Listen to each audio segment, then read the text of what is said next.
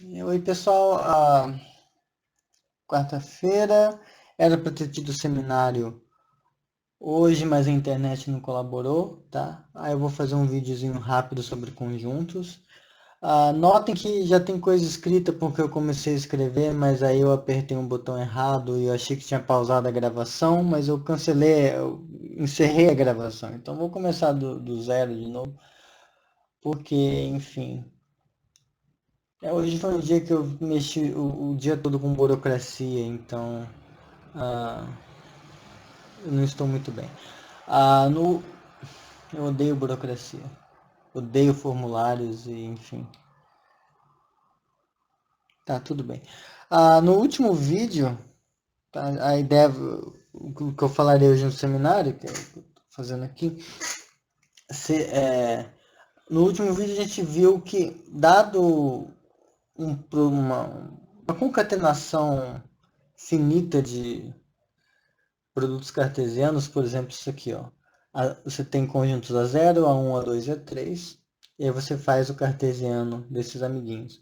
Como a gente só sabe fazer de 2 em 2, vamos dizer que a gente fez o a zero cartesiano a 1, depois pegou isso e fez o cartesiano com a 2, depois pegou isso e fez o cartesiano com a 3. Tá? Essa coisa louca, a gente tem o direito, o que a gente viu no último seminário, de enxergar isso como sendo um subconjunto de funções especiais. Tá? A gente olha todas as funções que saem do conjunto de índices que está aparecendo aqui, que é o 0, 1, 2, 3, também conhecido como 4. Né? Então lembra que o 4 é isso aqui. Eu escrevi aqui assim para facilitar. Mas então vai ser o conjunto de todas as funções que saem do 4 e chegam no A, onde A é a união de todos esses A's, tá? Tais que, para cada um dos I's no conjunto de índices, a f de I pertence ao AI correspondente. Não tinha visto isso lá. Tá? Qual a ideia que a gente vai ver hoje?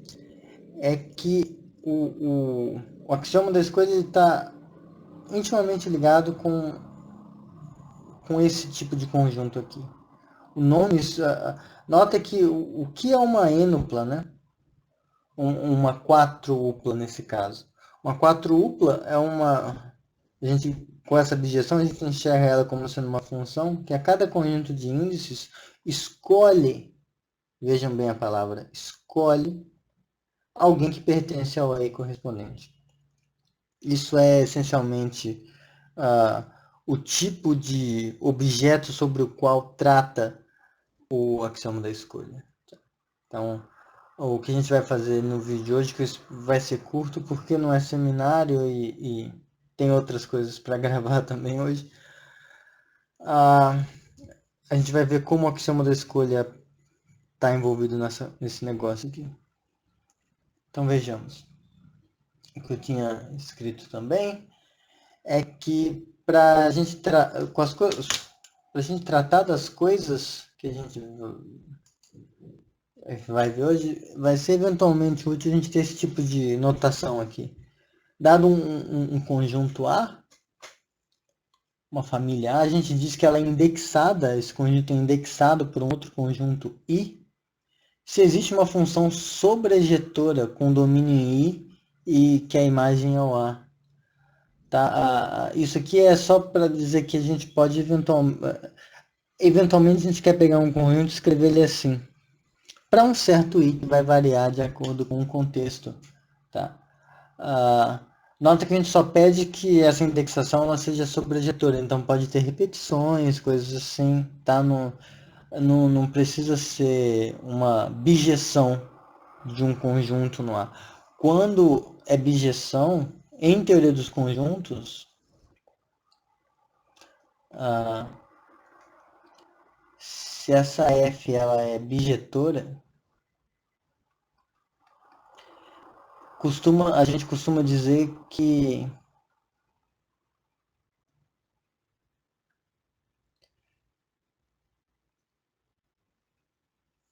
a gente diz que essa F ela é uma enumeração.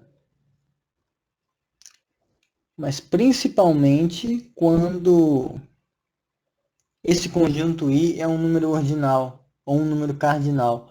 Tá? Então a gente fixa um número cardinal, lá na frente a gente vai ver que todo conjunto tem o seu cardinal. Então a gente pode fixar uma bijeção do cardinal para o conjunto. Quando a gente fixa isso, como é uma bijeção, a gente tem uma enumeração do conjunto. A gente listou, fez uma listagem bijetiva, tá? Ninguém ficou de fora e ninguém foi listado duas vezes. E a gente escreve assim, eventualmente é útil. Tá? Pois bem, esse monte de coisa que eu estou falando aqui, nesse contexto, se a gente tem, se A é uma família indexada por I, então se a gente tem a família A dessa forma, tá? No caso aqui seria a função está saindo do conjunto I, chegando no A e manda cada I no AI. Tá? Seria essa a indexação. Então, quando a gente tem uma função assim,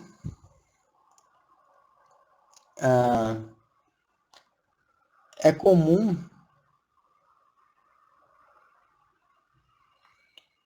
a gente denotar isso aqui, ó, a gente escrevia assim, né? A união da família A lembra que isso é a família de todos os elementos, todos os objetos do universo que pertencem a algum objeto do A, tá? Então, mas quando está escrito assim, também é comum escrever assim, ó. Também se escreve assim, ó. I pertencente a I. Esses Is não estão... Pronto, agora eles estão mais ou menos parecidos. Também se escreve assim, ó, tá? Quando você tem uma indexação do A. É comum você escrever dessa forma. Tudo bem. Agora, o que a gente vai fazer é definir o produto cartesiano arbitrário da família A. Então, a gente vai escrever isso aqui assim.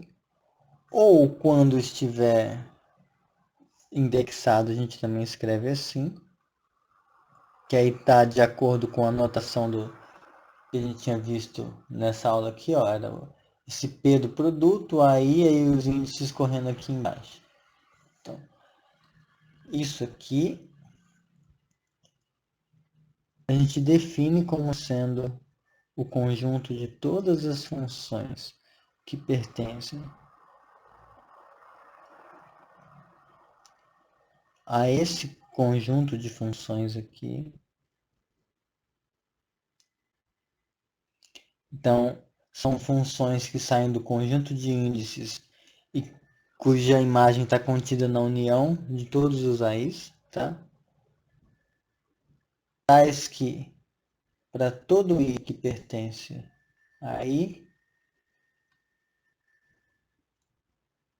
FI pertence a I. Tá?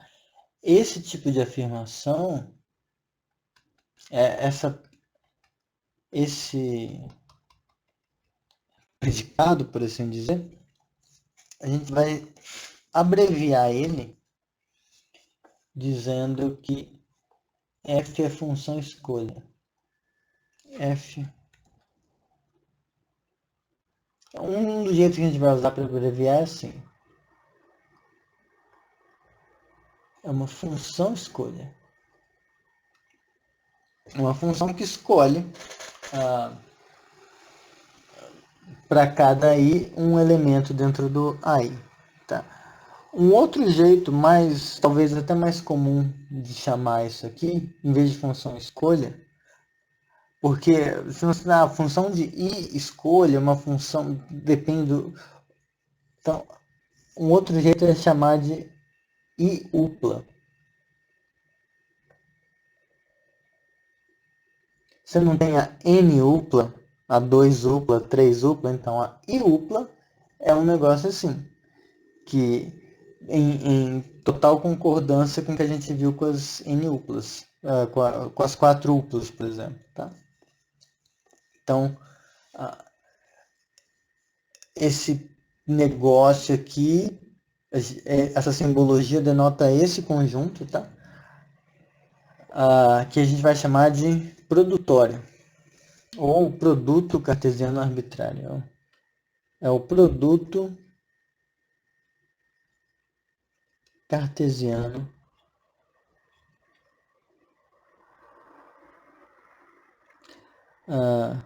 de A, tá? Ou da família indexada dessa forma, tudo bem?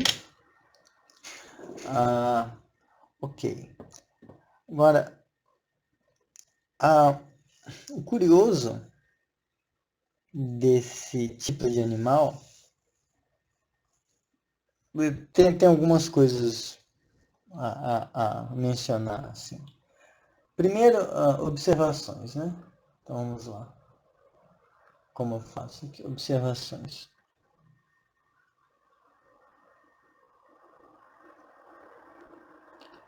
Então, só ver se está gravando, que eu traumatizei. Eu não quero gravar de novo. Tudo bem. 11 minutos já. Então, observações e notações, né? Primeira, se a gente tiver uma função escolha, uma iupla pertencente a esse negócio aqui, a gente vai denotar ela assim, ó.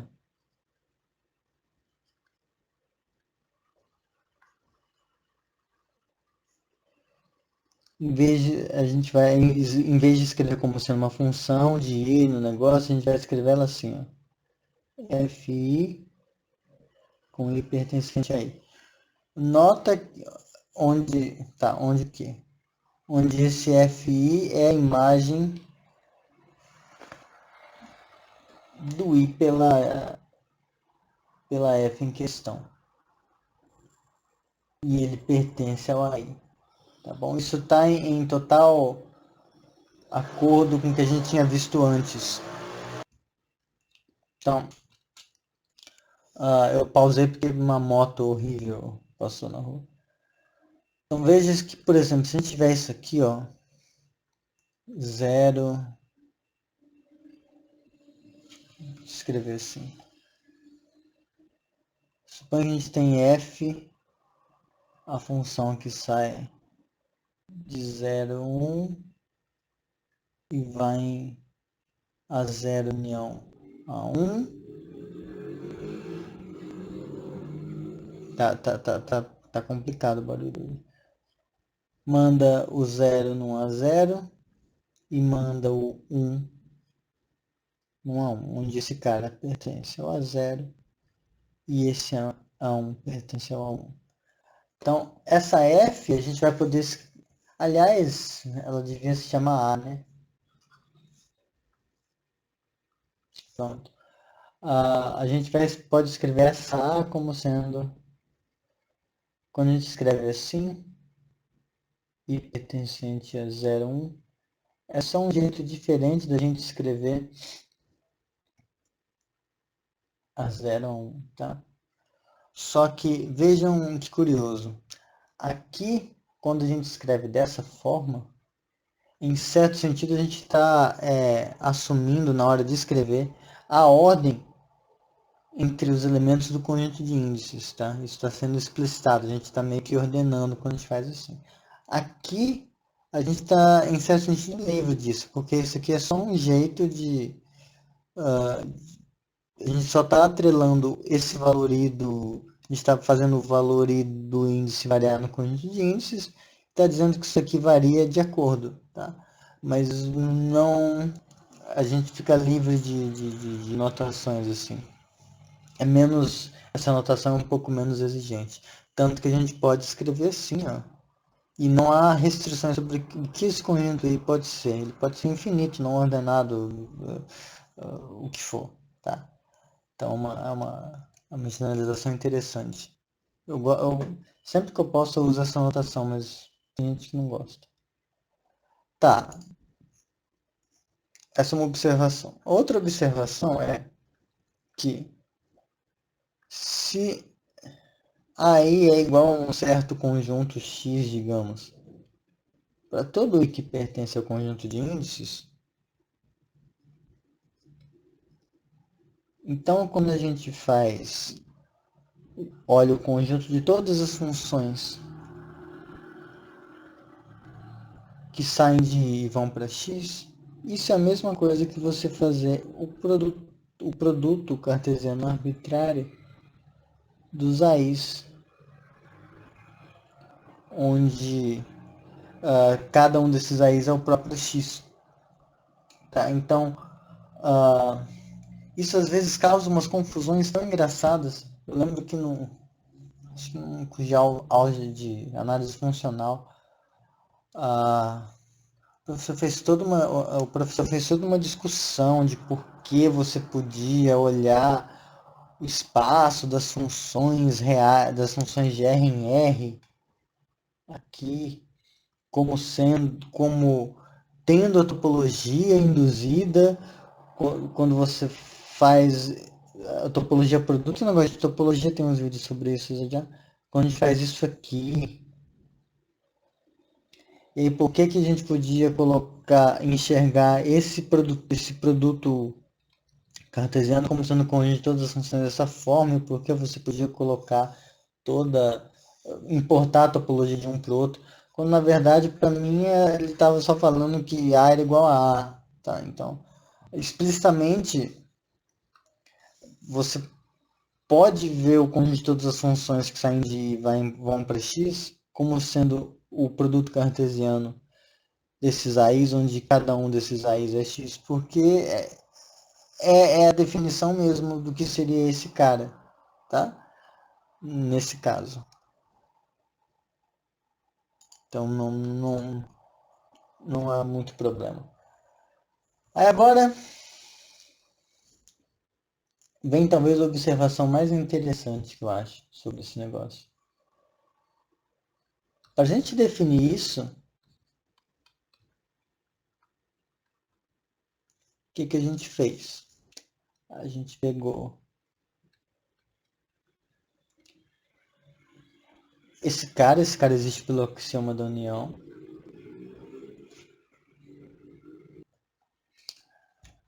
Eu pausei de novo porque moto é barulhenta. Eu odeio moto. Então, esse cara existe pelo axioma da união. A gente vai e olha o conjunto de todas as funções desse conjunto de índices para esse conjunto que existe. A gente já viu que o conjunto de todas as funções entre dois conjuntos existem. Aí tá, tudo bem. Então esse cara existe. Aí a gente pega todas as funções que estão aqui que satisfazem uma certa condição. Aquela condição que é de ser I uma iupla, a gente pode expressar ela perfeitamente. Então a gente consegue escrever, então para todo I que pertence a I, f de I pertence a I é uma condição legítima. Então a gente consegue definir esse conjunto usando os axiomas que a gente já tinha visto, sem usar o axioma da escolha. O axioma da escolha ele não é necessário para você provar que existe, que esse conjunto existe. Essa totalidade, você não precisa do axioma da escolha para falar sobre esse negócio.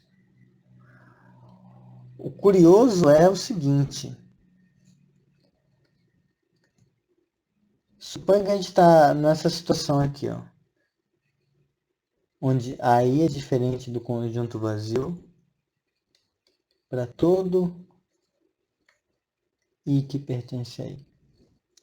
Então, todos os conjuntos aí dos quais a gente vai fazer o produto, todos eles são não vazios.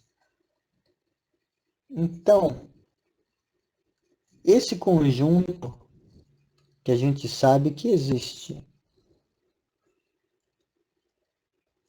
ele é diferente de vazio? Então, nota que A outra direção é óbvia, né? Se você pensa, por exemplo, se todos os AIs forem vazios, aliás, não, minto. Se algum AI, se algum desses é vazio, se algum desses aqui é vazio, então é claro que o produto cartesiano vai ter que ser vazio, porque uma função para pertencer a isso teria que em algum momento escolher um FI que pertence ao AI vazio. Não existe, então é vazio. Mas a, a, nega, a negação disso que a gente fez, ou seja, em vez de ser algum aí vazio, se isso não acontece, ou seja, se todos são não vazios, a gente consegue concluir que isso aqui é diferente de vazio. Então, vejam que um certo objeto da teoria dos conjuntos, uma função, para a gente verificar que ela está aqui dentro, a gente teria que provar que, bom, para todo I que pertence a I, esse FI pertence a I. Então, se a gente já tem um candidato, a gente testa, mas esse teste depende da cardinalidade do I, em certo sentido. Então, se for um conjunto infinito, estamos com um problema, mas aí fica isso eu estou falando já dado um candidato e testá-lo, mas aqui o que a gente quer fazer é, dados esses conjuntos não vazios, exibir alguém que mora aqui dentro. Então a gente quer cozinhar alguém, a gente quer mostrar que existe. O modo de fazer isso, intuitivo, seria, bom,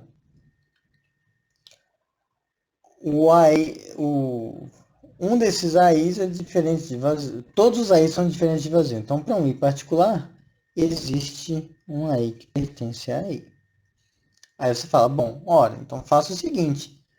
Dado o I, você manda esse I no AI que você sabe que existe e pronto, você conseguiu a sua função que sai daqui e vem aqui. Tá, problema resolvido. Mas a gente precisa de um pouco de calma, porque quando você falar existe um AI que pertence ao AI, isso não é algorítmico.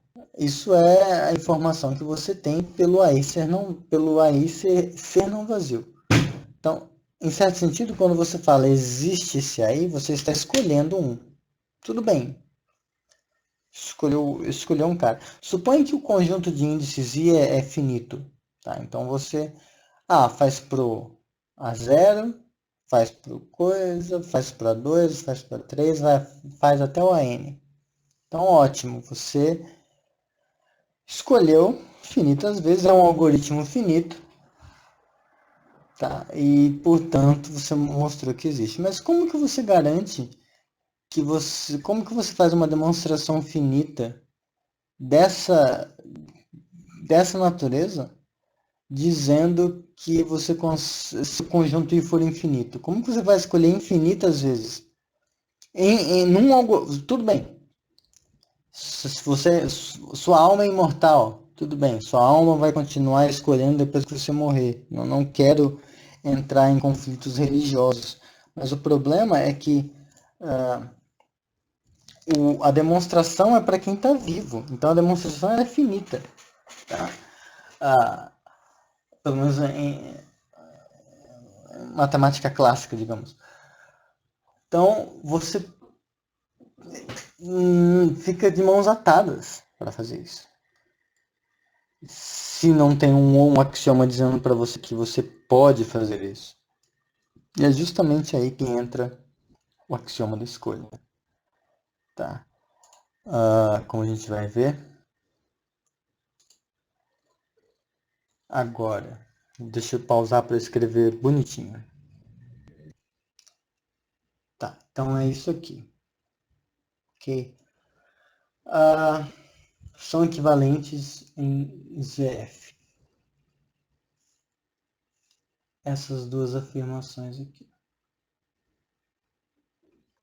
Primeiro, eu estou chamando de AC1, porque em certo sentido AC0, que seria a versão 0 do axioma da escolha, é aquela que a gente não enunciou direito e tal.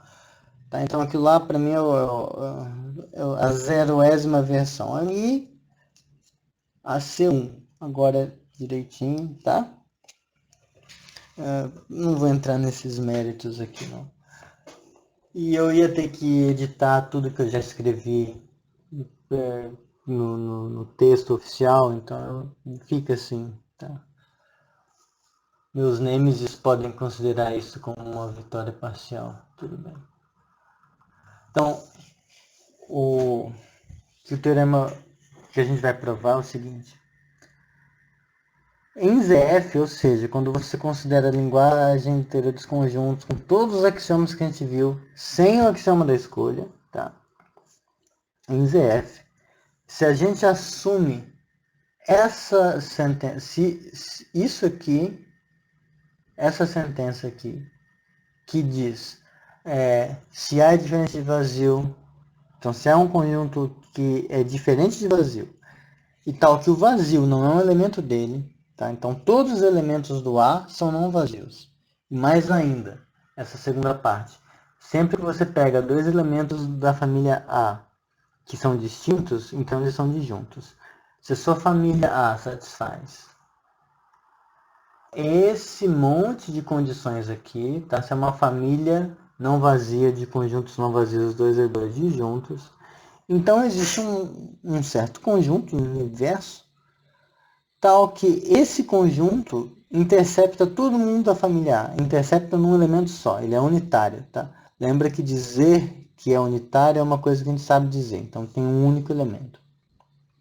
Então, se vale isso, se vale a C1, então vale a C2. E a C2 é o seguinte, se você pega uma família A que é diferente de vazia e ela está e o vazio não é nenhum dos elementos dela, tá? E você indexa ela por algum conjunto I, tá? Então você pegou uma família não vazia de conjuntos não vazios. Essencialmente isso aqui está falando só isso. Então A é uma família não vazia de conjuntos não vazios. Você tem isso, então quando você faz o produto dessas coisas, o produto cartesiano, esse produto cartesiano é não vazio. Aí, então isso é uma coisa. Só que se você começa assumindo esse, então você tem, se isso aqui se isso aqui é provado, se isso é um axioma, então isso aqui é um teorema. Então isso aqui segue.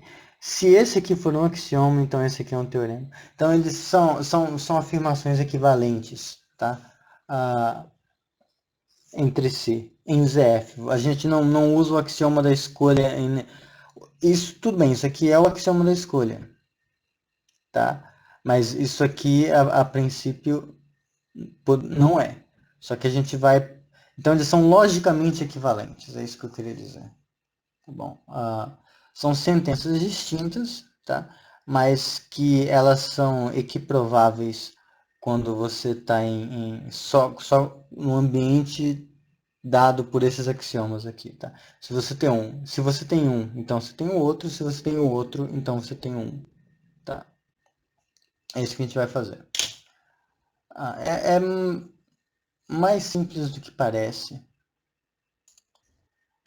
Tá, então, prova.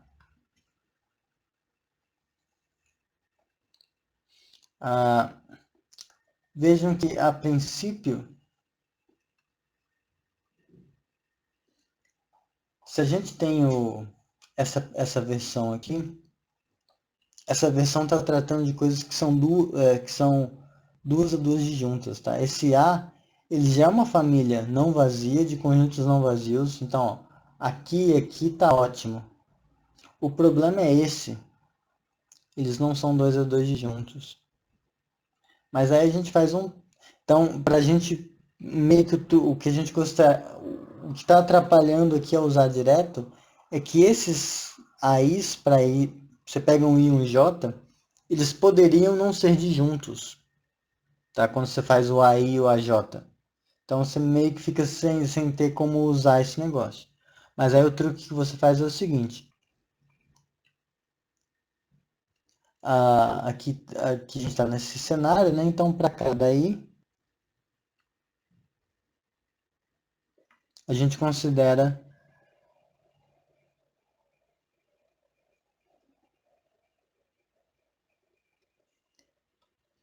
isso aqui, ó, bi como sendo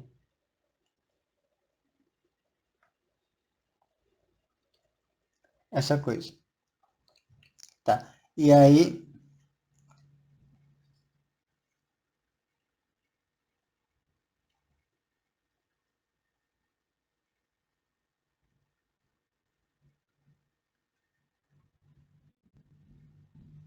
tá?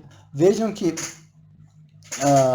a gente não está tendo que, por exemplo, fazer escolhas arbitrárias e coisas do tipo, porque aqui é para cada i no i, então essencialmente o que a gente está fazendo é meio que uma função,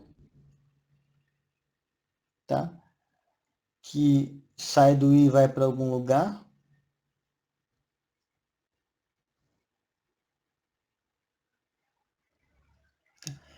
O que é esse aí, ele já é dado por hipótese quando a gente começa nessa parte. Então, não há escolhas arbitrárias sendo feitas, tá? Prova disso é que tá tudo escrito aqui, assim, em passos finitos, por assim dizer, tá? Então, se você dá... A gente tem todos os EF para usar, para fazer essas coisas, então a gente pode, tá? Dado que essa indexação, ela pressupõe uma função que associa a cada i o seu... que associa a cada izinho, associa o a izinho, tá? E a gente pode concatenar isso fazendo um produto cartesiano, e dá para usar todas as instâncias dos axiomas que a gente viu para mostrar que existe esse B, tá? Agora, esse B, essa família B que a gente pega aqui, se a gente pega quaisquer dois caras aqui que são distintos, se a gente pega I diferente de J, eu vou fazer bem cuidadoso. Então, imagina a gente pegou deixa eu só não pegar uma letra que vai confundir. Se a gente pega um S e um T dentro do B, tá? Tais que S é diferente de T. Como S está em B, esse S é igual a um certo BI. Como T também está em B, T é igual a um certo BJ. Como isso é, em certo sentido, imagem por uma função, se I e J fossem iguais, a gente ia ter problemas porque é uma função. Então, um mesmo cara não pode estar associado a dois distintos. Tá? Estou sendo bem pedante aqui. Então, é claro que se você pega dois sujeitos distintos, então eles são um certo BI e um certo BJ, com I diferente de J. Ótimo. Tá, então, o que a gente tem? A gente está com isso aqui. Cadê? Próxima lousa. Então, isso aqui tem que acontecer, o I tem que ser diferente de J. Mas vejam que BI é I cartesiano aí e BJ é igual a J cartesiano a J. Então, como I é diferente de J, isso aqui é vazio, tá? Só que sendo vazio no primeiro, a interseção sendo vazia no primeiro fator desse produto cartesiano finito, isso aqui diz pra gente que não importa se o AI e o AJ tiverem coisas em comum, esse BI e esse BJ são disjuntos, tá? Porque vejam que Eu estou bem cuidadoso. Se a gente tem um alfa x que pertence a ambos, então esse alfa ele vai ter que pertencer ao inter j, porque é a primeira coordenada.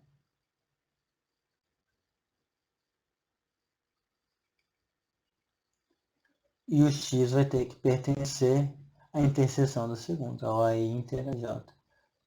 Mesmo que exista um x que está nessa interseção, não existe um alfa que está aqui. Tá? Então, isso aqui tudo diz para a gente que os caras distintos com os quais a gente começou, que esse aqui era o S e esse aqui era o T. Então, S inter T é... Opa, o que eu fiz? É vazio. Então, a gente mostrou que a família B,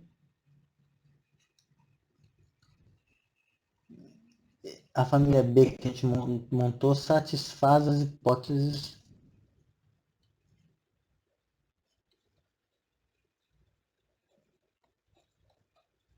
da afirmação AC1, porque é uma família não vazia de conjuntos não vazios 2 a 2 disjuntos, é o que a gente acabou de ver aqui. Então, pela asserção AC1, existe um C, algum conjunto de uma natureza estranha, tá? Tal que, quando você faz C interseção com BI, isso aqui é um conjunto unitário, tem um elemento só, tá? Para todo I que você pega. Então, não importa qual elemento da família B você pegue, ou seja, não importa qual desses BIs você pegue, quando você faz um BI interceptado com esse C, vai ter um elemento só. Quando você pega um outro, você pega um BJ e intercepta com C, vai ter um elemento só. Possível, necessariamente distinto do outro, mas vai ter um elemento só. Tá? Intercepta uma vez só. Agora, o que a gente faz é isso aqui, ó. A gente vai definir F como sendo todos os... A gente vai pegar... Esse C pode ter mais gente do que a gente quer. Tá? Porque tudo bem, sempre que você intercepta com os BIs, vai ter um cara só, mas poderia ter um outro subconjunto do C que não intercepta ninguém, mas está dentro do C e isso não interfere. Então a gente se livra deles. E a gente faz isso aqui, ó.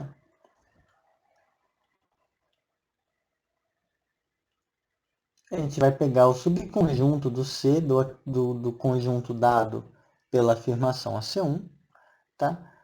Todos os Czinhos para os quais existe um I, tal que esse Czinho pertence a BI. Nota que esse I vai ter que ser único, porque os BIs são 2 a 2 disjuntos, tá? Então, não tem como um C pertencer a um BI e a um BJ com I diferente de J, tá? Mas aí, acabou, porque acabou essa direção. Porque esse F é uma função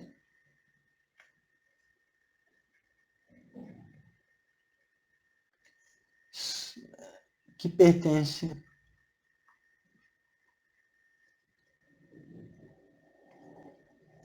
a esse negócio aqui. Eu não vou escrever, porque já está escrito no livro, mas só para dar uma ideia, vejam que, de fato,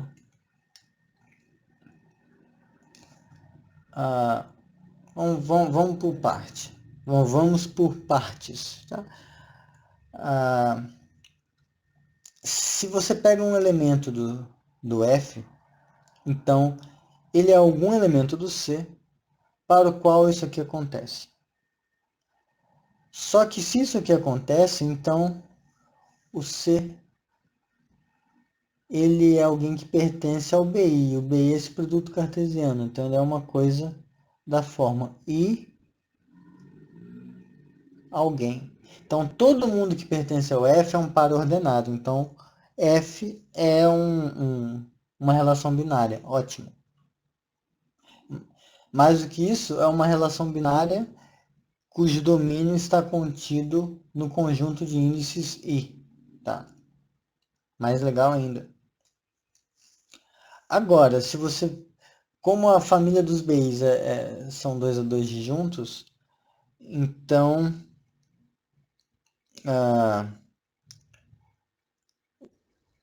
vai ter que... Pera, o que eu tô falando aqui? Eu tô meio louco.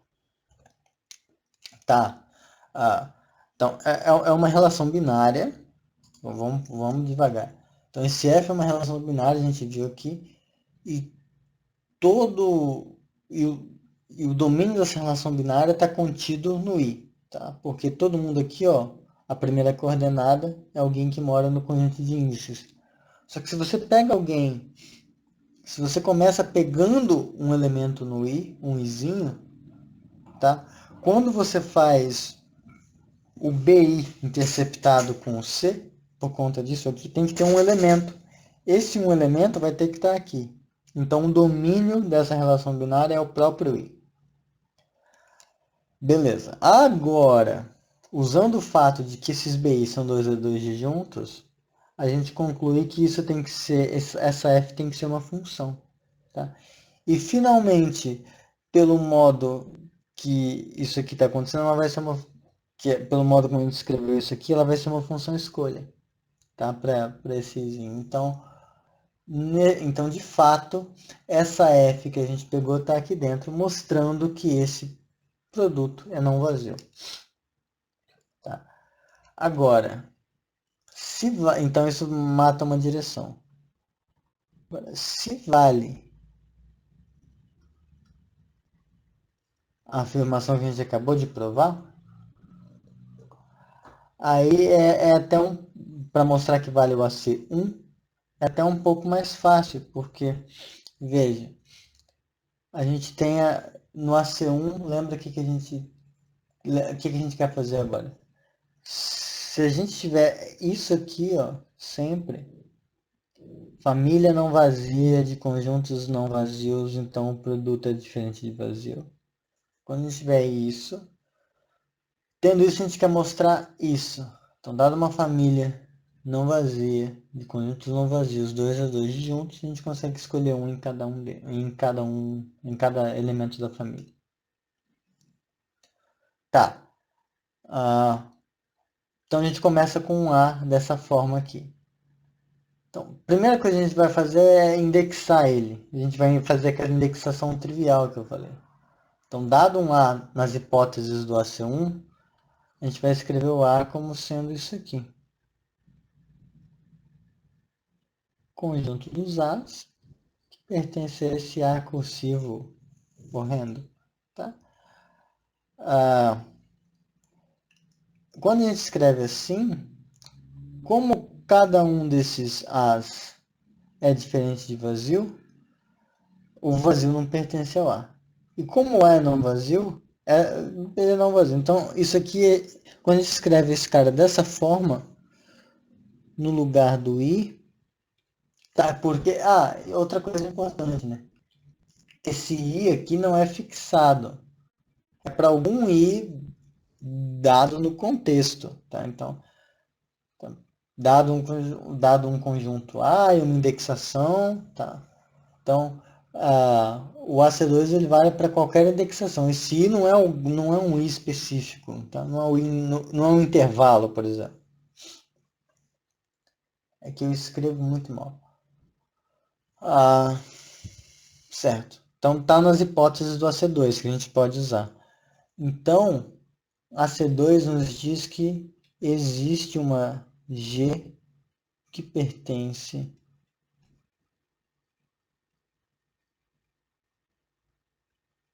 a isso aqui. Então, o que essa G faz? Uma G que sai do conjunto de índices e vai na união dos As para A pertencente ao A fresco, tal que para cada A que você pega aqui, quando você faz G de A, isso pertence ao A. É isso que o AC2 diz. Só que, se a gente pega agora a imagem dessa função, pega a imagem da G, com todos os GAs, com A pertencente ao A fresco. A imagem é a imagem, tá? Escrever melhor. GA, tal que A pertence a... Pronto. Isso aqui é o conjunto C que a gente gostaria. Tá? Porque... Vou deixar para vocês pensarem, mas... essencialmente porque é uma função e tá tudo funcionando direitinho. Tá tudo bem, eu falo. Por conta disso aqui mesmo, quando a gente faz a imagem da função e intercepta com algum A, certamente o G do A tem que estar lá, tá?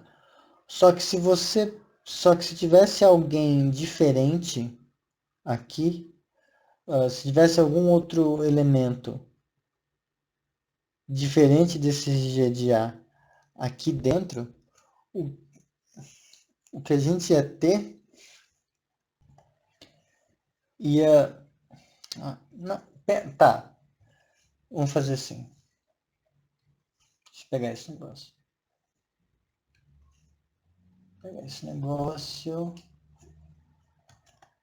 Deixa eu colocar ele em outra lousa.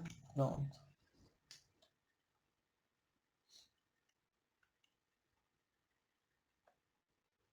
O que a gente quer é mostrar essa igualdade.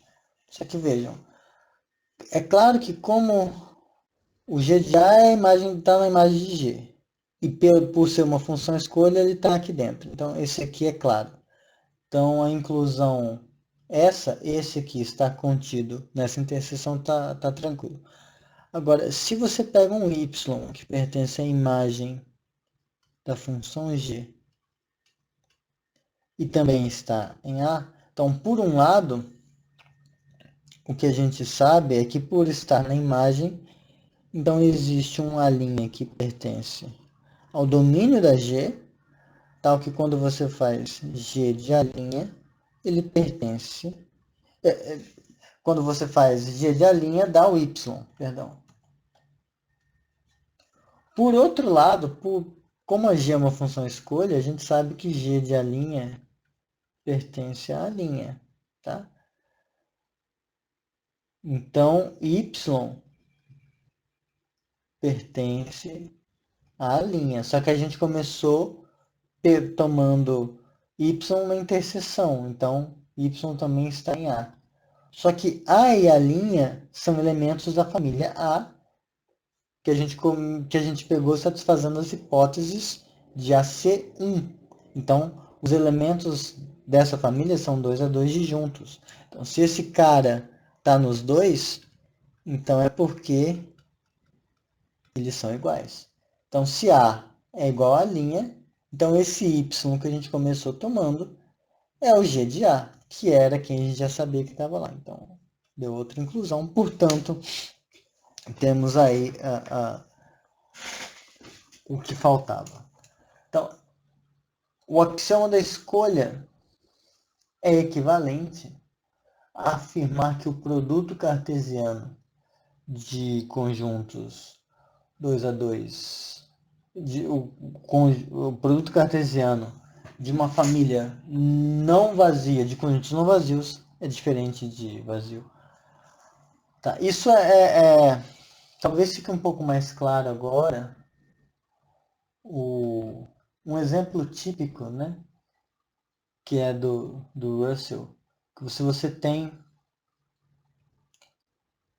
pares de sapato, eu não sei desenhar sapatos, mas em geral eles têm o lado certo, né? Quando você olha para eles, você vai vendo. Isso aqui ficou parecendo um nariz, não um sapato. Mas se você tem uma coleção infinita de pares de sapato, você tem o direito de...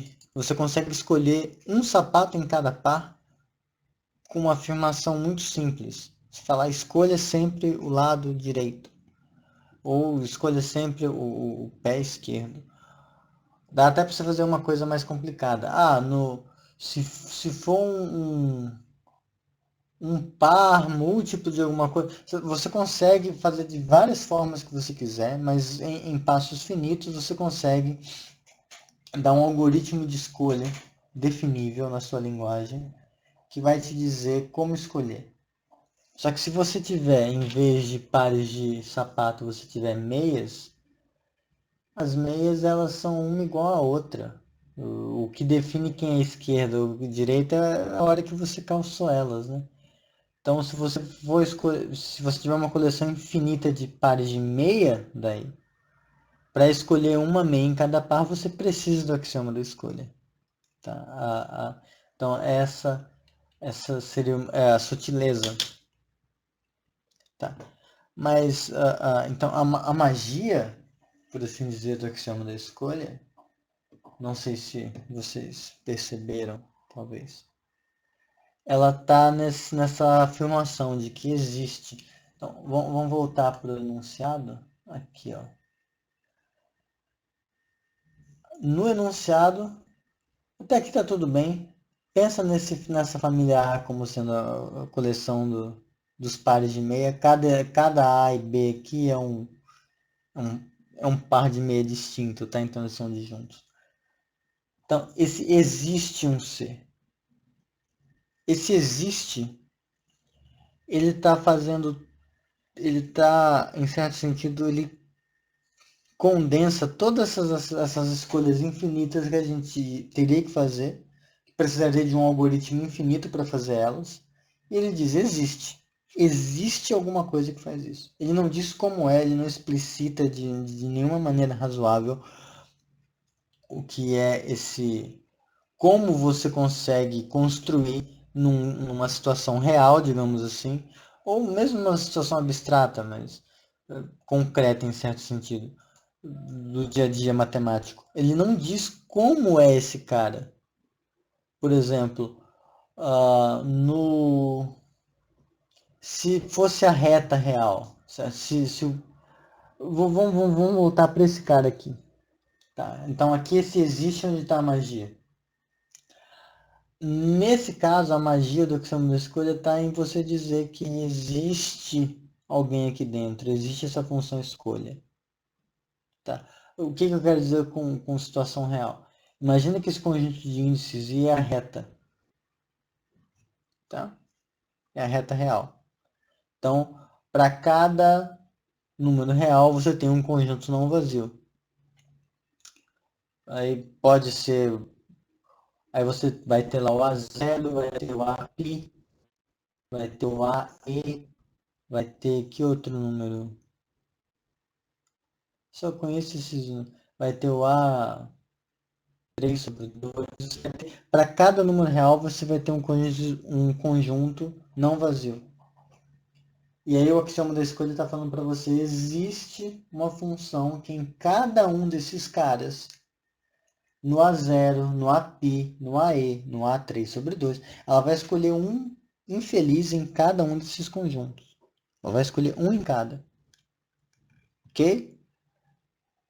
Só que aí você vai e se pergunta, tá, tudo bem, eu quero saber efetivamente. Então vai ter uma F, que é uma FR, é uma R upla, R pertencente a R. Tudo bem, quem é FP? Eu quero saber quem é FP. O axioma da escolha diz que existe alguém. Existe alguém que escolhe um em cada. Quem é o FP? Não sei. Eu sei que existe alguém. Alguém é o FP. Quem é o FP? O FP é o FP. Mas, se porventura o API... Tá, isso aqui. Se porventura esse API em particular era o Z, que número inteiro é esse? Eu não sei qual é. A gente não sabe, a gente sabe que existe. Ele ele não explicita isso. Por isso ele é tão controverso. Tá? Porque ele simplesmente diz que existe, ele coloca a sujeira de você ter que definir explicitamente embaixo do tapete. Assim. Ele joga. Aliás, nem isso. Ele pega a sujeira, fala, não, isso aqui não é sujeira, isso aqui é arte. Enfim.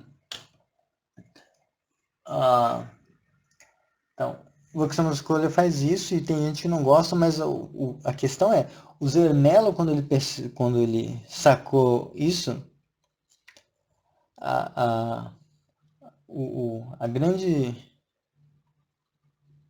genialidade dele, eu diria, foi perceber que outras pessoas usavam esse tipo de coisa em teoremas bem aceitos antes e tal, porque você dizer que você pode fazer escolhas infinitas, escolhas indutivas, ninguém reclama, até alguém falar, olha, mas você está fazendo escolhas infinitas. Tá? Em análise você faz isso. Tá? Quer ver só um exemplo de situações onde você faz esse tipo de coisa? E aí a gente finaliza. Imagina que a gente está aqui, ó, no R2. Aí, em torno do zero. Tá, é que aqui a gente tem estrutura, mas... Essencialmente, imagina que você tem... Imagina que eu falo para vocês que existe uma família de subconjuntos assim, ó. Que vão ficando um dentro do outro. Uma família numerável, para cada N um vai ficando um menor que o outro. Tal. E aí você fala, bom, existe, eu consigo então pegar um cara aqui, um cara aqui, um cara aqui, um cara aqui. Como eles estão diminuindo, eu consigo pegar de modo que essa sequência vai convergir para a origem. É razoável você falar isso. Mas você dizer que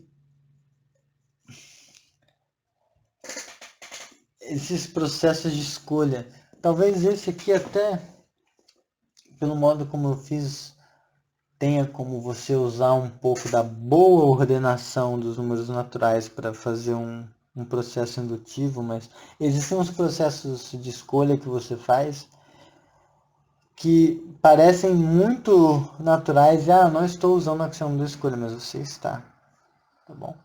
Ao longo dos próximos vídeos, seminários, enfim, conforme for, a gente vai ver que o axioma da escolha é equivalente a muita coisa relativamente natural, tá? Então, o próximo passo vai ser exatamente isso, de você relacionar a axioma da escolha com boa ordenação. E aí vai começar a ficar mais técnico, que a gente vai entrar para falar de boa ordenação e fazer o teorema direitinho, a gente vai precisar de recursão transfinita. Aí depois a gente vai ver umas outras coisinhas sobre... Vai ver o lema de Zorn, aquela coisa toda. Mas tem umas que acho que é mais chocante para quem não é da área de coisas que são equivalentes ao axioma da escolha. Talvez a mais chocante seja existência de base para espaço vetorial. Você pega o corpo que você quiser, pega um corpo, aquela estrutura algébrica bonitinha, pega um espaço vetorial sobre esse corpo. Aplicação clássica do lema de Zorn, que a gente vai ver. Eu não vou provar com o lema de Zorn, mas eu vou provar com uma versão equivalente. Lema de Zorn, para quem não sabe, é a axioma da escolha. Tá? Provas que todo espaço vetorial tem base. O que talvez choque algumas pessoas é que se todo espaço vetorial tem base, então vale a axioma da escolha. Tá? Então, processos que dependem de escolhas arbitrárias, quando você está mexendo com coisa infinita, Tá. A chance de você esbarrar em alguma coisa que precisa que chama da escolha é muito grande. Tá? Mas é isso. Era para ser um vídeo curto, mas já deu 1 hora. Tá bom. Espero que o áudio não tenha ficado muito ruim. Tchau, pessoal. Onde dá o tchau aqui? Ah, aqui, tá. Tchau.